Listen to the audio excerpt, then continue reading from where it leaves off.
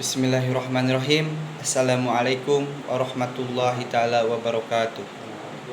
Selamat malam semuanya. Perkenalkan, nama saya Abdul Yusuf, berasal dari Bogor. Umur saya 20 tahun. Prodi saya Ahwalus Sasya, Fakultas Sekolah Tinggi Agama Islam, STAI Al-Aqidah Al-Hasimiyah Jakarta. Dalam kesempatan kali ini saya ingin mempresentasikan tugas saya yang berjudul Sejarah Filologi, dan dosen yang sangat saya hormati, Ilyas Ihsan M.Hum. Filologi berasal dari bahasa Yunani philos yang berarti tercinta, sedangkan logos berarti ilmu. Filologi adalah investigasi ilmiah atau teks-teks tertulis tangan. Dengan menelusuri sumbernya, kebahasaan teksnya, karakteristik serta sejarah lahir dan penyebarannya. Tradisi filologi di dunia barat dan timur tengah. Ilmu filologi Yunani lama merupakan ilmu penting yang mengkaji kebudayaan Yunani lama yang tetap berperan dalam memperluas dan memperdalam pengetahuan mengenai sumber investigasi ilmu.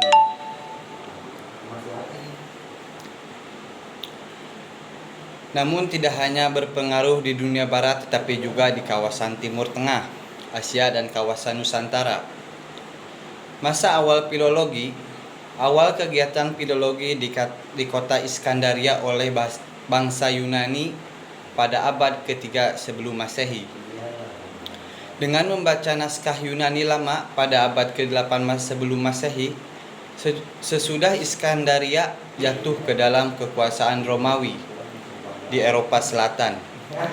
Pembuatan resensi terhadap naskah pada abad ke-1 Masehi hingga berkelanjutan pecahnya kerajaan Romawi pada abad ke-4 Masehi. Filologi masuk ke kawasan Timur Tengah pada abad ke-4 Masehi yang memiliki pusat studi di Gaza. Filologi berpisah ke kawasan Persia. Tradisi filologi di Nusantara. Naskah Nusantara pada pedagang barat bermula saat kedatangan bangsa barat ke Nusantara pada abad ke-26. Orang yang terkenal dalam bisnis jual beli naskah kuno di Eropa adalah Vetter, kolektor naskah Nusantara. Memiliki naskah kuno tentang hikayat Sri Rama. Pada zaman Ford, usaha mengkaji naskah hanya terbatas pada bahasa Melayu. Telaah naskah Nusantara oleh penginjil. Pada tahun 1629, terbit terjemahan Alkitab pertama di Nusantara, diterjemahkan oleh Albert, diterbitkan oleh Jan Pleistein. Naskah suntingan Ramayana Kakawin disunting oleh H. Kren di bahasa Jawa ke huruf Latin. Risalah Filologi Jalul Sutra 3 sebelum 3 Masehi, Malaka, Maliki, Maluku. Bahasa Melayu yang berasal dari daratan Asia Tengah dan Selatan datang ke Nusantara sekitar abad ke-300 sebelum Masehi. Bahasa Melayu mulai dipakai di kawasan Asia Tenggara pada abad ke-7. Bukti yang menyatakan itu ialah dengan ditemukannya prasasti di Kedukaan Bukit Barangka tahun 683 Masehi di Palembang. Nusantara berasal dari ucapan Mahapatih Gajah Mada dalam Sumpah Palapa yang terkenal itu pada tahun 1334 Masehi. Jawa berkembang selanjutnya. Kata Jawi dinasbahkan kepada orang Melayu Nusantara Asia Tenggara seperti Syekh Abdul Somad Al-Jawi Al-Palimbani.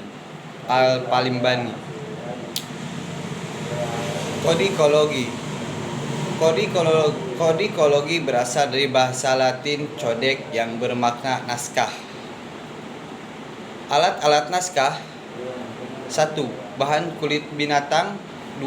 Kertas papirus mulai ada abad ke-4 Hijriah sampai 10 Masehi, diekspor sampai ke abad 8 Hijriah sampai 14 Masehi. 3. Kertas Eropa. 4. Kertas marbel. Kertas yang didekorasi dan biasanya digunakan untuk naskah di jilidan dan halaman akhir naskah. Bahan naskah di Indonesia: kertas tradisional. 1. Kertas duluwang. Bahan bakunya dari kulit kayu, daun lontar, nipah kulit kayu, bambu, dan rotan. 2. Kodikologi 2. 1. Kolofon. Kolofon dalam naskah dituliskan baik oleh pengarangnya atau penyalinnya. Idealnya kolofon memiliki tipe teks. Cara penyalinan: cara membandingkan huruf rubrikasi. Biasa tinta merah untuk mempertegas dan ilustrasi di dalam terdapat informasi tentang judul buku, nama ongerang, tanggal penulis buku, nama penyalin, tempat disalin, dan bentuk akhir. 2. Penanggalan. Cukup perkiraan tahun. 3. Tinta mulai digunakan sejak tahun 200 sebelum Masehi. Di masyarakat Mesir dan Cina terbuat dari asap jelaga, minyak zaitun, getah, madu, dan air. Ada juga dari garam. Yogurt untuk mencegah kelembapan. 4. Kuras adalah kertas yang dilipat, dipotong dan disusun bertumpuk-tumpuk lalu dijahit untuk satukan. 5. Kata alihan. Dan 6. Sampul dan jilid. 7.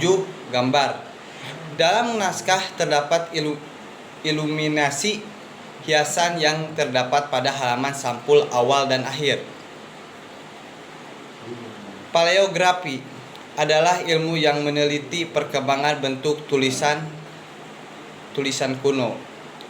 Secara terminologi, paleografi adalah kajian-kajian tentang tulisan-tulisan kuno, termasuk ilmu membaca, menentukan waktu, tahun, dan menganalisis tulisan-tulisan kuno yang ditulis di atas papirus, bahan nipah, duluwang, pusta, logam, dan batu. Metode penelitian filologi: 1. Metode intuitif. 2. Metode objektif atau sistem, membandingkan berbagai naskah yang ditemukan. 3. Metode gabungan, menyalin kembali teks dari beberapa naskah yang digabungkan menjadi teks baru. 4. Metode landasan. Metode ini diterapkan apabila tafsiran naskah yang unggul kualitasnya dibandingkan naskah yang lain. 5. Metode analisis struktur. Dan 6. Metode naskah tunggal. Apabila peneliti hanya menemukan satu naskah saja, maka terdapat dua pilihan, yaitu 1. Edisi diplomatik, memproduksi teks sebagaimana adanya. 2. Edisi standar, usaha perbaikan dan meluruskan teks sehingga terhindar dari berbagai kesalahan dan penyimpangan ketika proses penulisan. Mungkin sekian yang dapat presentasi saya sampaikan. Bila ada perkataan yang tidak berkenan di hati Anda, mohon dimaafkan. Mungkin sekian dari saya. Wassalamualaikum warahmatullahi taala wabarakatuh.